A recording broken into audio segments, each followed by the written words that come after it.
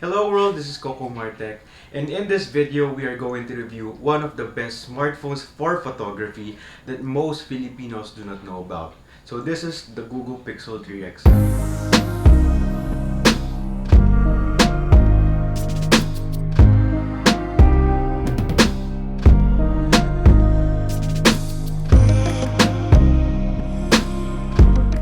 Before we start, make sure to like the video, subscribe, and click on the notification bell to get notified for new videos. The Google Pixel smartphones that are developed by Google, are one of the most popular mobile devices in the world because of their buttery smooth vanilla Android experience and the camera's ability to. The Google Pixel series smartphones that are developed by Google are one of the most popular devices in the world because of their buttery smooth vanilla Android experience and their camera's ability to. The Google Pixel series smartphones that are developed by Google are one of the most popular mobile devices in the world because of their buttery smooth vanilla Android experience and their camera's ability to take crisp and detailed photos even in low light. So when you open the smartphone, the first thing you will notice is the big tall notch at the top. So this tall notch is tall because of their dual cameras, which I will discuss later in the video, and their earpiece slash firing speaker here. At the bottom, you will notice the fairly thick bezel because of the front-facing speakers, which is very loud. So if you're fond of watching videos, content, YouTube, music videos, series, or anything that contains media consumption, it's one of the most satisfying experiences you can get for a smartphone because of the great audio quality of the front-facing stereo speakers. Hi, in this video I'm going to give 5 tips for starting real estate agent. So the phone has a 158 by 76.7 by 7.9 millimeters and it weighs 184 grams. 184 grams is actually light for a phone that is big. Comparing to my other phone, that is the iPhone XR, which weighs 194 grams. 10 grams, mukhang hindi siya malaki, pero if you hold the phone side by side, makikita niyo yung difference na mabigat talaga yung iPhone XR compared to the Pixel 3 XL. Especially kung wala kang case na ginagamit sa phone, sobrang gaan niya. And maganda hawakan dahil sa build ng likod. So the screen has a 6.3 inches diagonal and a 1440 by 2960 pixels, a 523 pixels per inch, and you also have an 82.8 screen to body ratio with a Corning Gorilla Glass 5. So the 82.8 screen to body ratio compared to the Samsung S10s and the new bezel-less phones in 2019, hindi siya ganun kataas. Of course, na-sacrifice na nung sa notch sa taas and yung sa bezel sa baba. For me, justified naman yung bezel sa baba dahil sa front-facing speakers and yung sa notch sa taas dahil sa camera.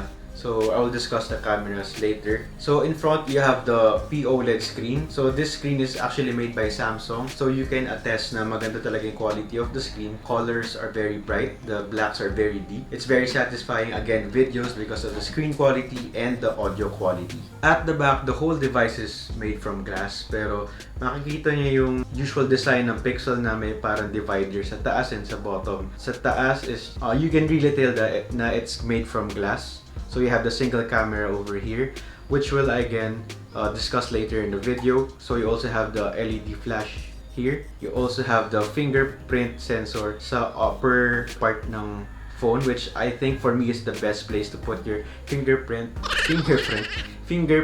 sensor, since kinukuha mo yung phone mo sa bulsa mo, naturally nakalagay na yung pointing finger mo dun sa sensor. So mabilis mo mabubuksan yung phone. At the bottom, you have the Google logo. Also, the bottom 4/5 of the phone, you have a soft touch of parang mixture of glass and polycarbonate. Pag ginawa mo siya, very satisfying.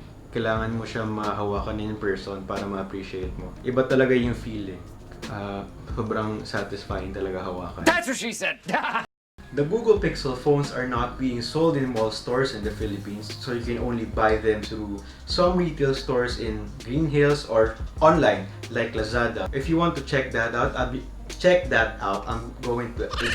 putting the link down below if you're interested, so be sure to check that out. So let's take a closer look at the phone itself.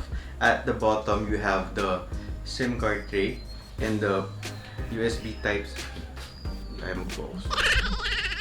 At the bottom, you have the USB Type-C and the SIM card here for nano SIM. It also supports the eSIM, pero as of now, hindi pa supported by telcos like Globe Smart here in the Philippines. At the right side of the phone, you have the volume rocker and the power button that is mint color.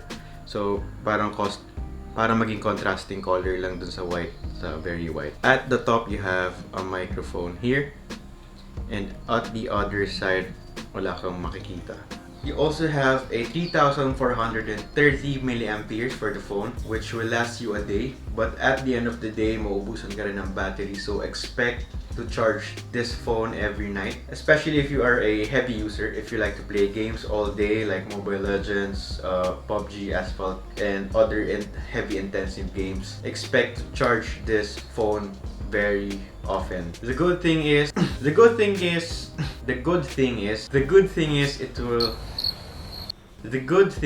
it's also fast charging. So you also have the USB Type-C at the bottom, so it will charge the phone very fast, and it's also Qi wireless charging. So if you have a fast charging wireless charger or just a wireless charger, you can use that. You also don't have a headphone jack on the phone. The good thing is maganda yung speakers, yung front-facing speakers na diniscuss ko before. And since most of the earphones and headphones now are actually Bluetooth already, you can just use that. Pero if you have a wired earphones, meron naman kasamang dongle dun sa box. So you can use also that to connect the earphone to the dongle and connect the dongle here to the USB Type-C at the bottom. The phone is also water resistant, so it has a certified IPS68, so you can submerge the water. It means you can submerge the phone underwater for at most 1.5 meters and for at most 13 minutes. Pero wag mo submerge yung phone mo sa salt water, beer, juice, or something like that kasi it can damage your phone. And also, wala pang service center here in the Philippines, I think. So, kapag nasira mo yung phone mo, asa ka na lang siguro sa mga Green Hills and other places para mapaayos yung phone mo. For the specs, you have the Qualcomm Snapdragon 845, which is the processor for the flagship phones in 2018. So it's one of the drawbacks of the Pixel since na-release siya ng November of every year. So at the end of the year, kaya medyo outdated na yung processor at that time. And yung mga new processors na nire-release ay nire-release ng January of the following year. So konting months na lang may bago ng processor. So parang magiging outdated talaga yung processor. Pero the good thing is, since vanilla Android siya, wala masyadong bloatware. If you're just browsing your social media, watching YouTube videos, it's more than enough para magamit may phone. Since pure Android nga yung Pixel phone, since yung Google ay developer ng phone and the software itself, maganda yung combination ng hardware and software. So ito yung nagustuhan ko talaga sa Pixel phone. I've owned the Google's phone ever since the Nexus 5X. So Nexus 5X, Nexus 6P, Pixel 1. Well, Pixel 2 wala ako pero bumili ako para sa girlfriend ko. Since gusto ko ma-experience niya kung gaano kaganda yung Pixel phones. Siguro gagawa rin ako ng review for the Pixel 2 XL, yung binili ko para kay Roxanne. And ito, yung Google Pixel 3. So, yun nga, nagkaroon ako ng S10, S9 o S8. So, either doon. And Mate 20 Pro. So, binenta ko yung dalawang yun kasi gusto ko talaga bumalik sa Pixel. Yung pagpili mo naman ng brand is very subjective. So, pwedeng gusto mo ng Samsung skin, yung One UI, or yung sa Mate, sa mga Huawei phones or Vivo, Oppo. Pero for me, pinakagusto ko talaga yung experience sa Google Pixel kasi sobrang bilis. The best values na makuha mo sa Pixel phones ay yung software and yung camera. So, software dahil certified na makukuha mo in a long term yung software updates and sobrang bilis ng updates. And to put it in a perspective, meron ako dating Samsung phone. So, if na-release na yung software update, makukuha ka agad in days ng Pixel phones. And para dun sa mga Samsung phones, mga years pa. It will depend sa brand kung gaano kabilis makukuha yung software updates. Pero sa Pixel, certified na makukuha mo kagad. And matagal mo pa magagamit yung phone since matagal supported yung software updates for the Google Pixel phone. So back to the spec, you have 4 gigs of RAM. Medyo konti siya for an Android phone kasi Android is well known for not having great RAM management. Pero for me, wala pa naman ako masyadong naging experience na hindi maganda about the RAM management. Since hindi naman ako masyadong heavy user. So that's something to put in mind. For the internal storage, you can either have 64 or 128 gigs. The downside is you cannot expand the storage with a micro SD card. Pero for me, hindi pa naman ako nabusan ng storage unless maglagay ng maraming movies. Since yung mga photos ay nababackup nga sa unlimited storage ng Google Photos, suffice enough naman yung 64 gigs for me. For the key features of the phone, you have the fast and long-term update support. So you will be guaranteed for a update support for the software of Android for a very long time, for around 5 years. You also have the unlimited Google storage until January 31st of 2022.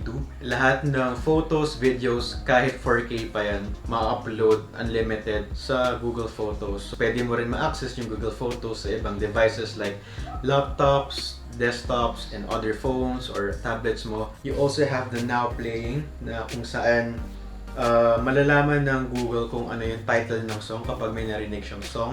So it's very handy for me kasi ayoko yung feeling na may narinig akong song tapos hindi ko alam yung title or nakalimutan ko yung title. And it can back up the history, yung mga titles or songs na narinig niya. You also have the Active Edge kung saan kapag may tumawag or notification or alarm, squeeze mo lang yung phone mo para mag-turn or ma-silent yung alarm or yung phone. You also have screen calling, which is not actually being active here in the Philippines. Screen calling basically is kapag may tumawag sa'yo, mayroon mga pipindutin ka lang sa phone na magsasalita yung Google Assistant para sa'yo. So it's very handy kapag may mga spam callers or ayaw mo lang makipag-usap, wala ka sa mood makipag-usap sa tao. You also have the flip to Shhh where you can silent a phone call by just flipping the phone upside down.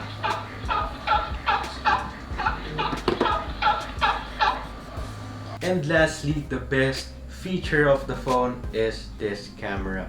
So this camera is a single lens at the back and you have a dual lens in the front.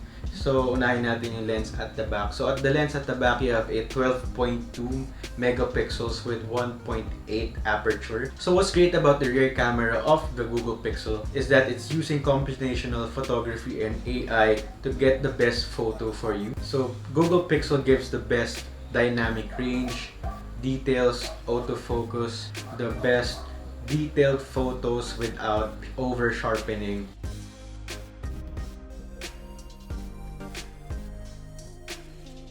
The best feature is the night sight. Sobrang ganda ng photos mo sa gabi, indoors or interiors for my real estate listings. Sobrang ganda ng quality niya. It's using AI to light up the scene and konti lang yung magiging grains and noise. So using the camera of the Google Pixel 3 and the Google Pixel 3 XL will give you great photos with just using one lens because of that AI and computational photography. So you also have the Super Res Zoom. Basically, Super Res Zoom is using digital zooming to create better photos using again AI and computational photography. In the front, you have a dual setup camera having a wide lens and an ultra wide lens. The wide lens has 8 megapixels with aperture of 1.8 and 28mm wide. The ultra wide also has 8 megapixels. 8 megapixels. The ultra wide lens has a megapixel of 8. It has an aperture of 1.8, 19mm wide lens. So this is great for selfies and groupies. Both the wide and the ultra wide can only take videos up to 1080p up to 30 frames per second. So if you value selfies, groupies, this phone is a great buy for you. And that's it for my first video. I hope you enjoyed watching the review of my Google Pixel 3 XL. Comment down below what you want me to review for the phone. So I'll be using my own money to buy a new phone that I can review for you. So like, subscribe, and click on the notification bell to get notified for new videos. So this is Coco Martech and I'll see you in the next video.